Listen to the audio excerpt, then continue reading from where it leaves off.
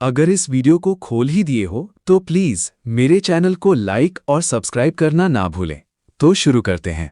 एक पुराना गांव, कालीगढ़।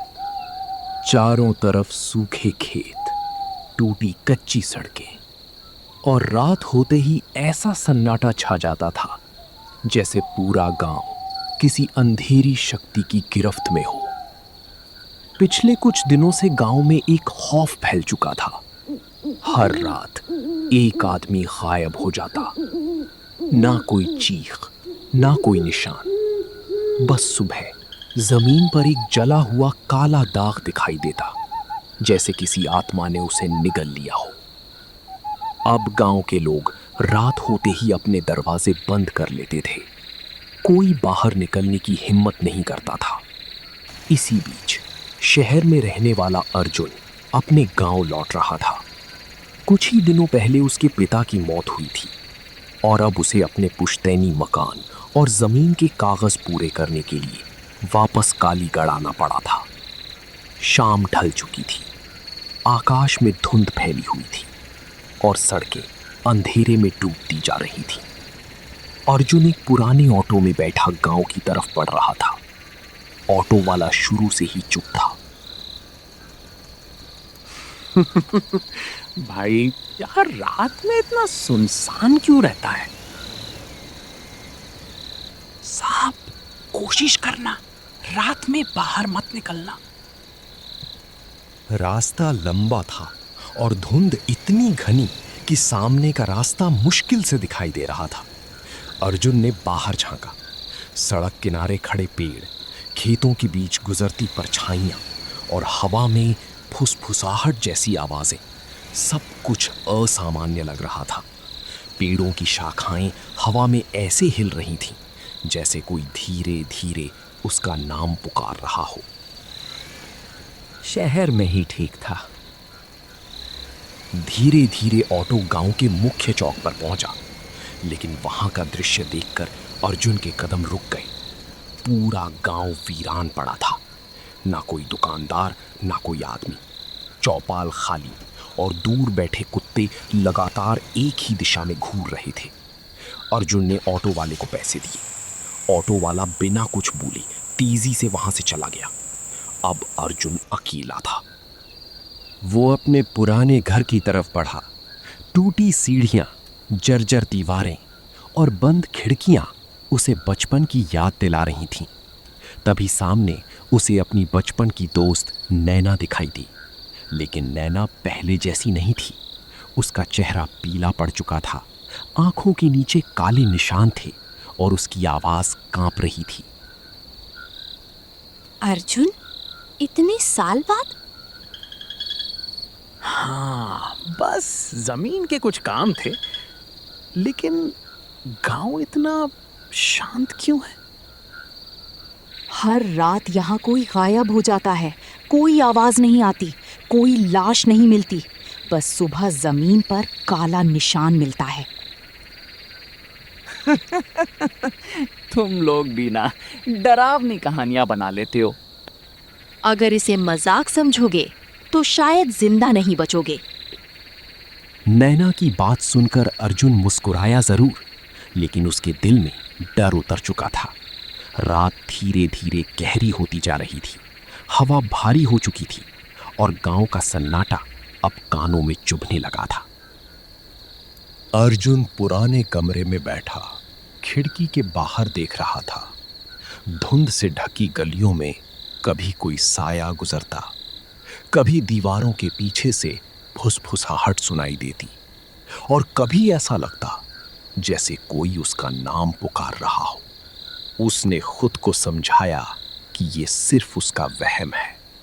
कल उसे जमीन के कागज पूरे करने थे, इसलिए वो डरते डरते सो गया। लेकिन उस रात उसे बार बार लगा जैसे कोई उसके कमरे के बाहर चल रहा हो। अगली सुबह अर्जुन गांव की गलियों में निकला। हर घर का दरवाजा बंद था। लोग खिड़कियों से उसे देख रहे थे, लेकिन कोई बाहर नहीं आ रहा था। कुत्ते लगातार गुर्रा रहे थे, जैसे उन्हें किसी अनदेखी चीज की आहट महसूस हो रही हो। तभी उसे गांव का बूढ़ा पुजारी दिखाई दिया। सफेद दाढ़ी, कांपते हाथ और आंखों में अजीब डर। अर्जुन, तुम यहां क्यों लौटे हो? पिताजी की जमीन के कागज पूरे करने। यही जमीन इस गांव के श्राप की वजह है। क्या मतलब? सालों पहले तुम्हारे दादा ने इस जमीन पर बना एक प्राचीन मंदिर तोड़वा दिया था। उस मंदिर में एक रक्षक आत्मा बंधी हुई थी। मंदिर टूटते ही वो आत्मा कैद हो गई और अब हर रात किसी इंसान की आत्मा खींचती है ताकि खुद को आजाद कर सके। और आंखों में अजीब डर। अर्जुन का चेहरा सख्त हो गया। अब अर्जुन के माथे पर पसीना था। उसे पहली बार लगा शायद गांव वाले सच बोल रहे हैं। उस रात गांव का माहौल पहले से ज्यादा डरावना था। दीवारों के पीछे खरोंचने की आवाजें, खिड़कियों पर दस्तक और हवा में किसी औरत की धीमी हंसी। अर्जुन अब डर चुका था, लेकिन उसने तय किया वो उस जगह जरूर जाएगा जहां मंदिर था। उसे सच जानना ही था। मत जाओ अर्जुन, वहां से कोई वापस नहीं आता। अगर ये श्राप मेरे परिवार की वजह से है तो इसे खत्म भी मुझे ही करना होगा। रात का समय, पूरा गांव अंधेरे में डूब चुका था। अर्जुन अकेला उस उजड़ी हुई जगह की तरफ बढ़ रहा था जहां कभी मंदिर हुआ करता था। चारों तरफ जली हुई मिट्टी थी, टूटी दीवारें और बीच में पड़ा एक बुझा हुआ पुराना दिया। अर्जुन धीरे धीरे आगे बढ़ा और कांपते हाथों से दिया जला दिया। जैसे ही लौ जली, पूरी जमीन कांपने लगी। हवा में दर्दनाक चीखें गूंज उठी। धुंध अचानक काली होने लगी और तभी अर्जुन के पीछे किसी के कदमों की आवाज आई। कौन है? अर्जुन ने पीछे मुड़कर देखा। वहां नैना खड़ी थी, लेकिन अब उसका चेहरा इंसानों जैसा नहीं था। उसकी आंखें पूरी काली हो चुकी थीं और चेहरे पर भयानक मुस्कान थी। सालों से मैं इस गांव की आत्माएं निकल रही हूँ।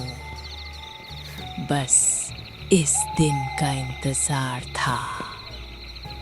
अर्जुन कांप उठा। उसे समझ आ चुका था नैना इंसान नहीं थी, वो वही कैद आत्मा थी जो मंदिर टूटने के बाद इस गांव में भटक रही थी। तुम्हारे लौटते ही मेरी कैद टूट गई।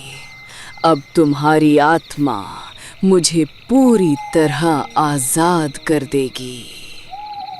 नहीं, मुझे छोड़ दो, मुझे छोड़ दो। अचानक चारों तरफ काला धुआं फैल गया। हवा इतनी तेज चलने लगी कि पेड़ टूटने लगे। अर्जुन की चीखें पूरे गांव में गूंज उठी, लेकिन कोई उसकी मदद के लिए नहीं आया। धीरे धीरे उसका शरीर उस धुएं में गायब होने लगा और कुछ ही सेकंड में वहां सिर्फ सन्नाटा बचा।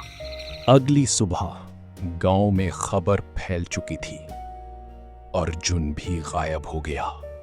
अब कालीगढ़ गांव पहले से ज्यादा डरावना हो चुका था।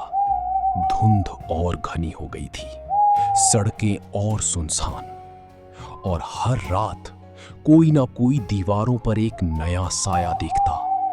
नैना अब पूरी ताकत के साथ गांव में घूमती थी, हर रात नई शिकार की तलाश में।